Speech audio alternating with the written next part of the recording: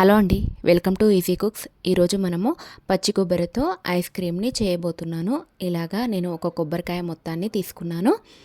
ఇలాగా మొత్తం బయటికి ఒలుచుకున్న తర్వాత వెనకాల ఉన్న బ్రౌన్ పార్ట్ మొత్తం కంప్లీట్గా తీసేసుకోవాలి.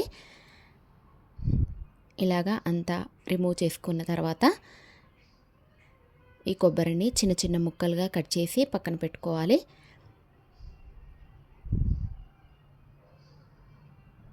ఇలాగా అన్నీ చిన్న చిన్న ముక్కలుగా కట్ చేసుకున్న తర్వాత ఒక మిక్సీ జార్ తీసుకొని అందులోకి ఈ ముక్కలన్నింటినీ వేసుకొని మెత్తగా గ్రైండ్ చేసుకోవాలి. ఇలా 1 కప్పు వరకు ముక్కలు అయినాయండి నాకు దీంట్లో.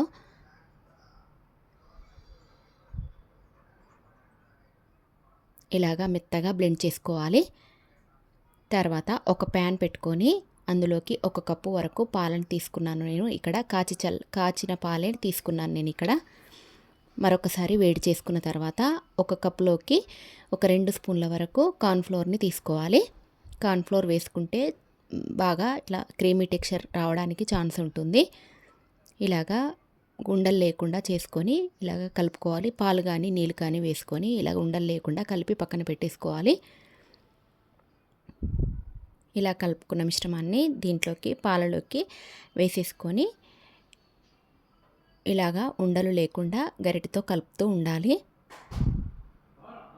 ఇది కొద్దిగా చిక్కబడుతుంది. ఇలాగా క్రీమీలాగా రెడీ అవుతుంది. ఇలాగా కలుపుతూ ఉండాలి. మీడియం ఫ్లేమ్లో పెట్టుకోవాలి స్టవ్ మాత్రం. దీంట్లోకి కొద్దిగా ఒక 1/2 స్పూన్ వరకు వెనిలా ఎసెన్స్ వేసుకున్నాను. వెనిలా ఎసెన్స్ వేసుకోవడం వల్ల బయట కొన్న ఐస్ క్రీమ్ టెక్స్చర్ మనకు వస్తుందండి. తర్వాత మనము మిక్సీ జార్లోకి మనం పచ్చి కొబ్బరిని మిక్సీ పట్టుకున్నాం కదా, మెత్తగా గ్రైండ్ చేసుకున్నాం కదా, దాంట్లోకి ఒక 1/2 కప్పు వరకు మీగడని వేసుకోవాలి. తర్వాత ఒక 2 టీ స్పూన్ల వరకు మిల్క్ మేడ్నైనా లేకపోతే షుగర్నైనా వేసుకోవచ్చు. తర్వాత ఇలాగా మనం పక్కన పెట్టుకున్న పాలు అండ్ కార్న్ఫ్లోర్ ఉంది కదా, అది చల్లారిన తర్వాత దీంట్లోకి వేసుకొని బాగా బ్లెండ్ చేసుకోవాలి. ఇంత బ్లెండ్ చేసుకుంటే అంత పర్ఫెక్ట్గా వస్తుందండి, క్రీమీ టెక్స్చర్ వస్తుంది.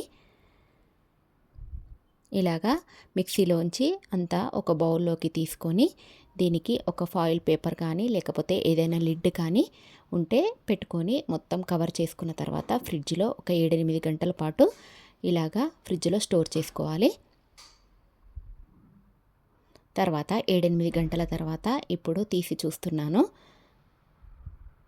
చాలా హార్డ్గా అయిపోతుంది. కొద్దిసేపు మనం వాటర్లో పెట్టుకుంటే మళ్ళీ నార్మల్ టెంపరేచర్లోకి వస్తుంది.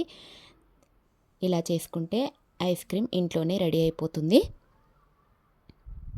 ఇలాగా మీరు కూడా ట్రై చేసి చూడండి. చాలా టేస్టీగా కుదురుతుంది, చాలా బాగుంటుంది, చాలా హెల్దీ కూడా. కొబ్బరితో చేసుకుంటున్నాం కదా దీంట్లో. అంతే అండి, ఐస్ క్రీమ్ ఇంట్లోనే రెడీ అయిపోయినట్టే. ఇలాగా టేస్టీ ఐస్ క్రీమ్ మీరు కూడా రెడీ చేసుకోవాలనుకుంటే ఇలాగా వీడియో చూసి చేసుకోండి. చాలా బాగా కుదురుతుంది మీకు కూడా. అలాగే మా వీడియో కనుక నచ్చినట్టయితే లైక్ చేయండి, షేర్ చేయండి, సబ్స్క్రైబ్ చేసుకోండి. మరిన్ని వీడియోల కోసం బెల్ ఐకాన్ని కూడా క్లిక్ చేయండి.